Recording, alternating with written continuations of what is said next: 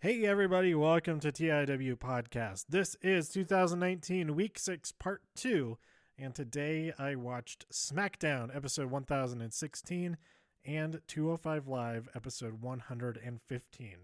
I also saw Miss Bala this evening, but I'm going to do a separate episode for that, so go look for that episode separately if you're interested in that film. All right, so SmackDown, we open up with Charlotte talking about how she's 100% healthy and that she'd be more than willing to face Ronda Rousey in Becky's place, and she's all hurt and stuff. And she's pointing at the WrestleMania sign, and then spotlights Becky emerges from the concourse and walks down through the crowd. So Triple H comes out to diffuse the situation, tells Becky to go home or see the doctor, and Becky asks how Steph is doing after she punched her in the face. So Triple H just goes off, insists that this is just an act, it's just another excuse, that she's just trying to find another way out, and Becky slaps him and walks away. Next we had, I thought it was all right. It was pretty good. It's I guess we'll just see where everything's going from here. Obviously, Becky's not going to have a match at Elimination Chamber. I don't know what's going to happen with Asuka. Asuka did not appear in person this episode. I guess she and a few other people got stuck in the snow coming from the show the night before. So her and those other people were not on the show tonight. Because I imagine Rey Mysterio probably would have been on the show also. And I don't know. It could have gone either way with the bar. But anyway, that's who I heard was stuck in the snow. I don't know if we're going to see Asuka fight anybody. I really hope we do see her fight somebody at Elimination Chamber. Although a lot of her opponents... there'd be Charlotte. She's not in the Elimination Chamber match. But most of them are tied up in that Elimination Chamber women's tag team match. So I guess we'll see next week. Next week is the go home show. And hopefully we'll see Asuka in action. Or at least we'll find out what she's doing during Elimination Chamber. And like I said, yesterday's episode in Raw, I really hope that we get Ruby Riott versus Ronda Rousey for the Raw Women's Championship. Whew. Okay. Also, we had up next we had Rusev and Nakamura versus the Good Brothers, Luke Gallows and Carl Anderson. Rusev pins Carl Anderson after a Machka kick. And there's some help from Lana. And there's also some tag team combinations. I think he also took... No, that's right. The Kinshasa hit Gallows. And then Anderson hit Nakamura with a great drop kick or something. But that Rusev got the jump on him. And he was the legal man. And he got the win. They worked pretty well together. Lana provides that little bit extra cheating factor for them, but I didn't mind either way. If Gallows and Anderson won, that would have been pretty cool. But we'll see what happens going forward. Next up, an amazing match: Mustafa Ali versus Randy Orton. Okay, so. I don't want to go through... I didn't take notes on the entire match. The finish was excellent. Even though Randy Orton won, he's one of my favorite guys, so I can't be mad about him winning. It's hard to be mad if he wins, for me. But it would been awesome if Mustafa Ali pulled off a win. But the ending for it was pretty great. That was one of my favorite not out of nowhere RKOs, like a counter to a move RKO. Because there are so many when it's actually out of nowhere that you don't even know. Watching on TV, you don't even know that he's present. That's a different kind of RKO out of nowhere. I like the counter RKO out of nowhere. I'm saying RKO out of nowhere, so it's too many times. Just one more time. The RKO out of nowhere counter to the 054. Mustafa Ali about to do it. He didn't leave the ring posts yet. That Randy like pulls him off of it, flings him, and then hits the RKO. That was a thing of beauty. That was fantastic. And now I am really, really hoping that we see a counter to the actual 054, like while he's in the air, jump in and do it, which is tough because Mustafa Ali is facing the ring post as he's jumping backwards, so there's not a whole lot of space. But he was able to do it tonight. It worked. He like had to kind of do like a Tetris move under the ropes as he did it, kind of thing. But actually, he might not have had to do it. I think maybe they were off to the side. But anyway, the point is that if we get to see an actual 054 countered into an RKO, that would be just so amazing. Even more so, I think he did it. Did he ever actually counter it? He fell for it. Like AJ saw it coming when he was about to do the springboard into either I think he was going for the phenomenal forearm, but he saw that Randy was ready to do the RKO and he just like jumped back down to the apron. Like that's one of my favorite like fake out RKOs.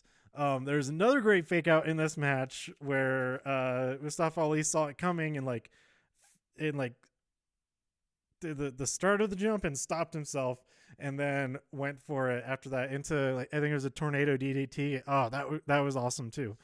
So this match, go watch it. It's awesome. After Orton won, Joe attacks and beats down Randy Orton. So Joe's just getting his hands in all of these guys' business. Daniel Bryan comes out, talks about how they're in Washington. Finally, he's among people who understand what he's trying to do, and it was a pretty feel-good promo there. Next, we had a tag team triple threat between all of the SmackDown participants in that Women's Tag Team Championship match.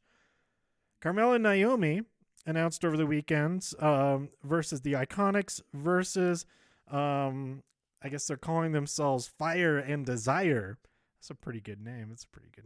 I need to see if they posted a new episode of Demandy's Donuts. I think that this week they're supposed to also be posting maybe it's in place of the donuts once a month. They said that they're going to start doing once a month. First, let me explain what I'm talking about. Sonya Deville or Dario Bernardo and Mandy Rose or Mandy Sachs, they are is that her? That's her actual last name, right? Maybe it's longer than that. Anyway, that's her Instagram handle. You know what? I'm going to double check that. It's an excuse to look up Mandy Rose. Mandy.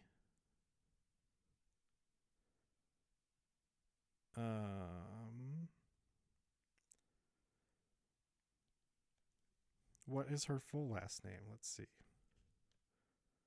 Maybe it is Sachs. Mandy Rose. Okay. As I'm breathing into the microphone all goofy. Sacamano. Okay. I was calling her Instagram name. Mandy Sacamano and Dario Bernardo. Anyway, they are they every week. This is a donut rabbit hole. A donut rabbit. Yeah, donut rabbit hole.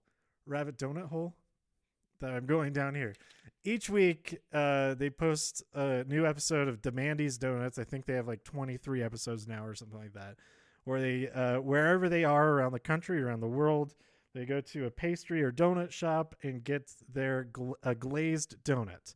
Or like their plain, whatever that particular location's plain donut is. And then they rate it. It's usually in a rental car, but they had a one-off episode that was done backstage. That was like with I think they got like the digital team to do it for them or something, like legit cameras and everything. But when they had an episode with the New Day, it's a pretty fun show. It's usually like 2 or 3 minutes, just once a week. It's a lot of fun to just see them, talking about donuts and other stuff. But yeah, they said that they're gonna start doing once a month. They're gonna get a slice. No, they're gonna get a whole pizza, but rate a slice. I don't know. They said what they're go check it out. They post the episodes on each of their own channels, so you only have to follow one or the other. Okay. Anyway, they won the match. Okay, Team Fire and Desire. At first, I was calling him Demandy because of that. That's why it went down that donut hole. But they're calling themselves Fire and Desire. Mandy pinned Naomi. And Corey got really excited because Mandy pointed at him. Then our main event. Oh, there's this awesome video package about Asuka. So she wasn't able to make it there. It was really cool to see this video package just detailing her dominance back in NXT, and they're talking about like she's got her killer instinct back, kind of thing. So I am really excited. I really hope she does have a match at Elimination Chamber. I don't even care who it's against. It could be against Lana, and I'll just be happy to see Asuka just totally destroy her. So anyway, our main event was Jeff Hardy versus Daniel Bryan. And Jeff Hardy won via disqualification because Gossamer got involved, or Rowan got involved, attacking. He pulled Jeff off of Daniel when he was going for a pin, and then threw him into the stairs, beating him up. But then Joe comes out. He gets involved. There's a whole brouhaha. Randy comes out. Ali comes out. Oh my God. Okay. So Mustafa Ali goes for a jump. Like everything with Mustafa Ali is just amazing this episode. Oh my God. His eye got jacked up in his match with Randy. I feel like really bad. That's can't be pleasant in any way. I hope that it doesn't inhibit his ability to do stuff. Although as indicated from his involvement in this last section of the show here, it doesn't ground him from being involved in getting freaking slammed through a table. Okay, so Rowan, Ali clears the ring. More or less, he hits a couple of dives to the outside. He goes to dive at Rowan. Rowan just catches him like he was catching a little boy playing in the park, and then palms his head and slams into the announce desk. Like a basketball player palming a basketball.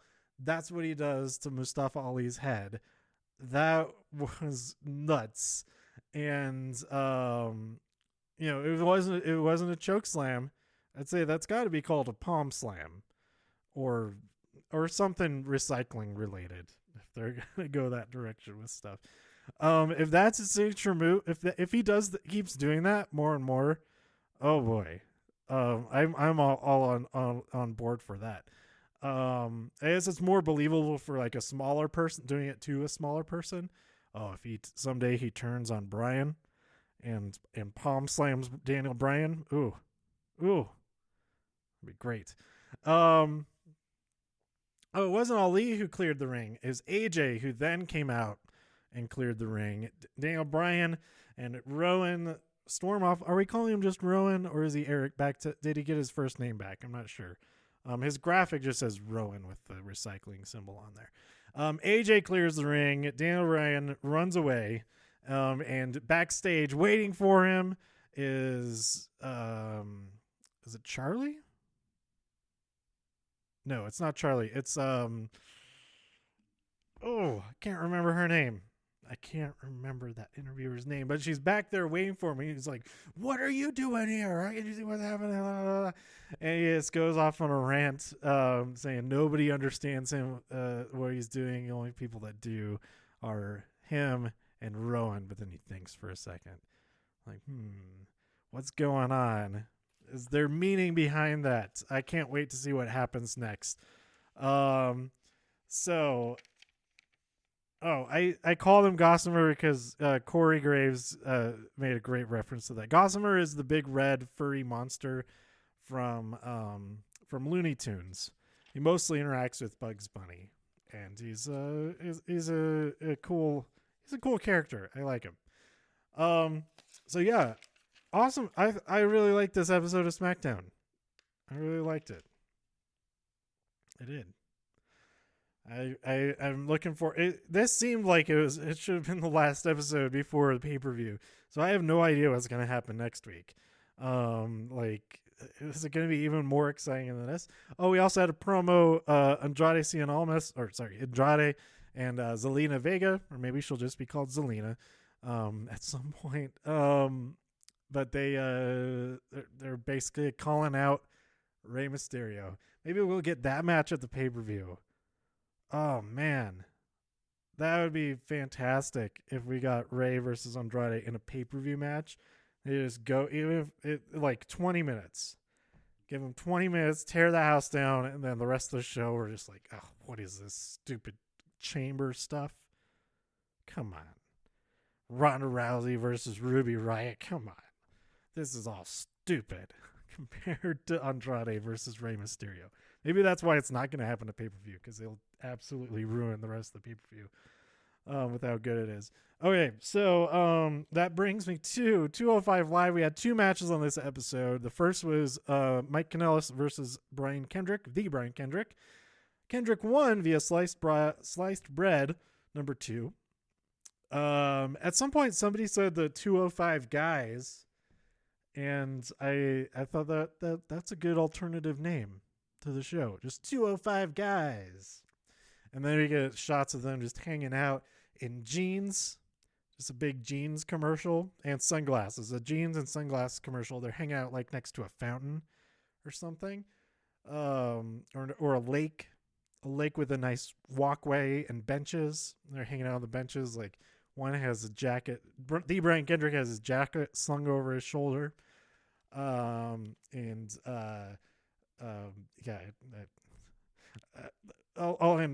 that there. You can imagine it. Imagine it. 205 guys. That could be a good sitcom too. Just a house full of guys that weigh under 205 pounds. What kind of this is the real world. This is real people. I don't know what the catchphrases for real world are. All right, let's move on as I'm losing my mind. We find out that Tony Nese is suspended for the brawl that he attacked Noam Dar in the parking lot last week. But moments later, Noam Dar approaches Drake Maverick. Well, this is after Drew Gulak and Jack Gallagher were pleading with Maverick to let them accompany Humberto Carrillo to the ring for the match, for the main event that night. Well, we'll get to that. Their request was declined. But Noam Dar approaches Drake Maverick and he says, "Hey, I'm not injured. I'm good to go.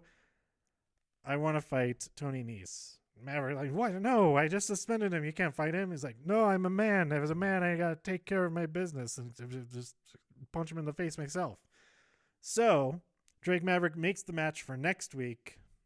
I think it's going to be pretty good. Noam Dar versus Tony Nese in a no disqualifications match. I'm excited. But the match of this week, the match of the week, in my opinion, at least so far, there's still NXT and NXT UK to watch tomorrow, was this main event of 205 Live. We had a 4-way elimination match to determine who will fight Buddy Murphy at Elimination Chamber for the Cruiserweight Championship. We had Akira Tozawa We had Cedric Alexander, we had Lio Rush, and we had Humberto Carrillo. And so good. There were several moments where it was like, holy crap. Mostly most involved Cedric Alexander, but great stuff from Humberto. Oh my god, this match is killer. Go watch it. But friggin' Cedric Alexander murders Lio Rush. I hope Lio Rush is actually okay, because it looked like he could have died. Cedric hits him with his lumbar check, but instead of like bouncing off of his legs like people usually do, Leo like was just smashed and then like off to the side onto his head, and is just dead, just limp, lifeless. So I hope he's okay. But Leo was the first one eliminated. Then Akira Tozawa eliminated Carrillo via his giant senton. And then we just get Cedric and Tozawa throwing down for the last few minutes of the show. All kinds of great stuff between these two. But Tozawa got the win after he hit Cedric with an inverted Hurricane Rana. And then his big senton for the finish. And oh man, I'm looking forward to this. We haven't seen this match. We haven't seen a one-on-one match between Tozawa and Buddy Murphy before, so I'm excited to see that match. And even if it's on the kickoff show, it's still gonna be it. They're still gonna do some cool stuff in there. I'm not expecting Akira Tozawa to win. If anybody's gonna beat Buddy Murphy, I think it'll happen at WrestleMania. But you never know. It could be Buddy Murphy going back after his championship at WrestleMania and trying to win it back. And then he does win it back. And it's a huge moment at WrestleMania that he gets not only one in his hometown, but also one in on the biggest stage of them all, etc., etc. So that reminds me of Glass. You guys got to go see Glass. I got to see Glass again at some point. It's so good. But yeah, that's it for SmackDown and 205 Live. Like I said at the beginning of this episode, I also saw Miss Bala. So I'm going to post that episode real soon. I'm probably going to record it like right after I record this one. After I get a drink, because my throat's starting to close off here. I gotta get it. It's so far away. The glass of water. So, I'm gonna wrap this up. Let me know what you thought about tonight's episodes of SmackDown and 205 Live. What are you looking forward to? We know more about Elimination Chamber now, a little bit more. What do you think of all that going in there? Do you think that Carmella and Naomi are going to make a good team? Will they be the first ones eliminated? I kind of feel like they'll be the first ones eliminated in that match. Like, even before you get... No, all the other teams are like more legit than... Yeah, I think they'll be eliminated first. Anyway, let me know what you think about all of that by tweeting me at TIW Podcast. Go to TIWpodcast.com. If you like this episode or anything else on the site, please share some links with your friends. Subscribe on iTunes, Spotify, YouTube, wherever you listen to podcasts. And that's it. Thanks for listening. And I'll be back in week 6, part 3 with NXT UK. And also the Miss Bala episode I keep talking about. Thanks for listening. Bye. That was so dorky at the end. My God. All right. Have a nice day.